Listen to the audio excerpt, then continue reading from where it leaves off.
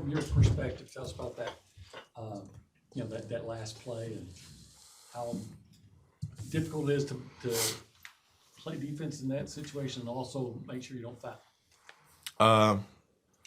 It's really tough because most of the time I think the offense has the advantage, and in a situation like that, you got to be really, really fundamental and sound because any little reach or any little pump fake you go for, he could possibly get 3 shots if I jump. So mainly I was just thinking like, what would I have done in that situation? Just trying to draw a foul, probably get 3 shots, or just try to get something good. So I was just playing that. That's it. What were you anticipating that they would try to do going out that throw? They had talked about 2 possible options. They talked about them shooting a 3, and that's what the look they tried to get at the end, and then anything towards Castleton. Pretty much like a lot. Because they saw me on the ball, so they came out timeout thinking that they're going to throw it to them or throw it to him. But luckily, I had enough pressure so he couldn't really see it and forced it to number 0, and Dexter did the rest. So.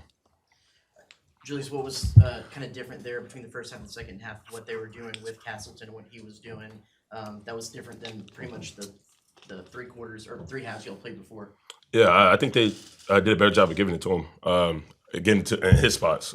Before he just they really looked a little stagnant on offense in the first half, and they started to get a flow. And then out of that, he started making passes, making reads, and they was hitting threes, and it was also crashing the glass. So they made adjustments, and that's what they're supposed to do. And you're down 10 or 11 at half, and you got to come out and make adjustments. So they did that. How quick was that roller coaster of Radford going down, getting the dunk, seeming like it's still may come back and shoot one from just about half court and make it, and how hard was it maybe to stay even keeled through that two possession stretch?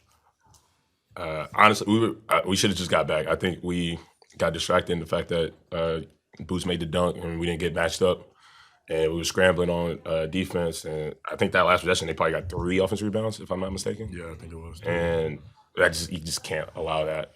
If we stop them that first time, get that rebound, the game's over. Pretty much. You got a foul. We got caught up in the rah-rah and, let that affect us on defense. And to that extent, how much, I know y'all expect the students and everything to come out, but were y'all expecting as big as it was tonight and as loud as it was tonight?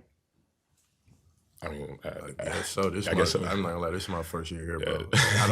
I don't really know how y'all do it. How much did it help and kind of pick things up with that much noise? I think always having a crowd like that at home benefits us more than an away team. It can be a little intimidating, I guess, if you're on the other team. But I'm not gonna lie, I probably was a little shocked. I didn't know he was gonna do it like that because it was like a lot of people way up top too. So that was really impressive to see. Mm-hmm. Anything else? So y'all thought like everybody thought the game was over, really decided when Boots got the dunk. I'm not gonna lie, when he dunked it, I was like, okay, well, if we get one more stop, we could pretty much, I think it was pretty much over. But man, you see me on the film, I was just like, bro, come on, bro. Yeah. I'm on the film. You see me. I'm screaming. I'm hyped. I'm looking at the ball, and then I realized, oh, there's still like 6-7 seconds left. I should go get back on defense. So I was part of the reason that he got a good shot. Yeah. But I'm glad that we pulled it out. You was always resting, bro.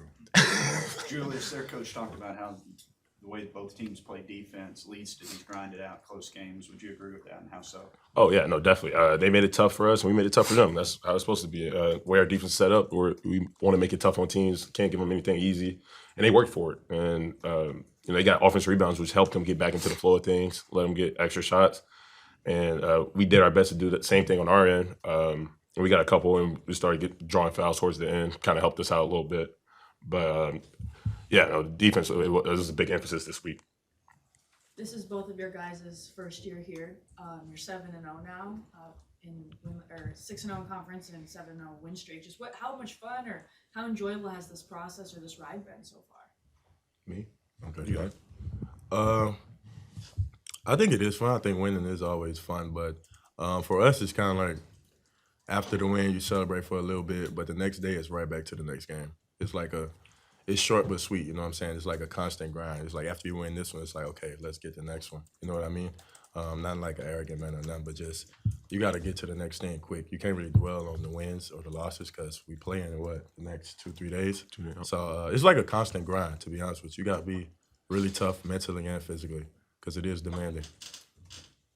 Anything else? With as good as you guys were playing defense in the first half, Julius, how big were those baskets so there was some separation at halftime, the baskets you made?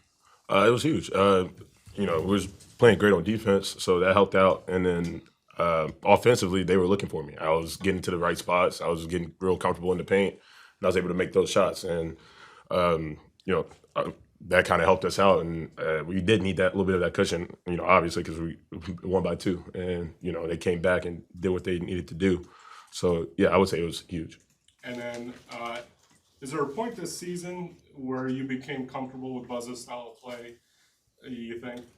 I think at the beginning of the season, you could kind of see in the way I was playing and the minutes, and we had to talk about it. He met with every single player right after Myrtle Beach, or not right after, like right during Myrtle Beach. Yeah, we all had one-on-one meetings, and he told us honestly how he feels like we're playing and why certain things weren't going right for us. And he was honest with me, and I needed that. And ever since then, I think I kind of flipped the switch a little bit and became more consistent in the things that he wants me to do on the court.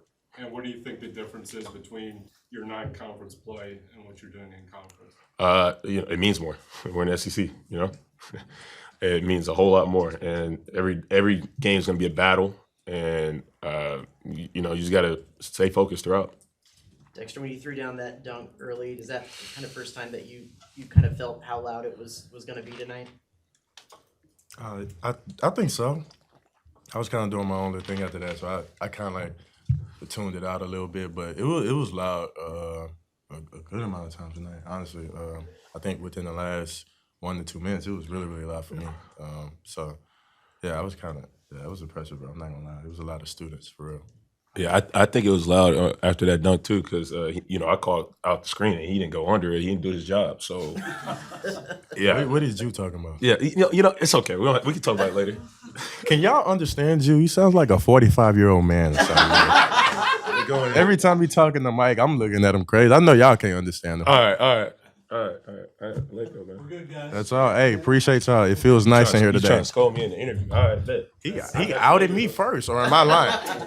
Come on, bro.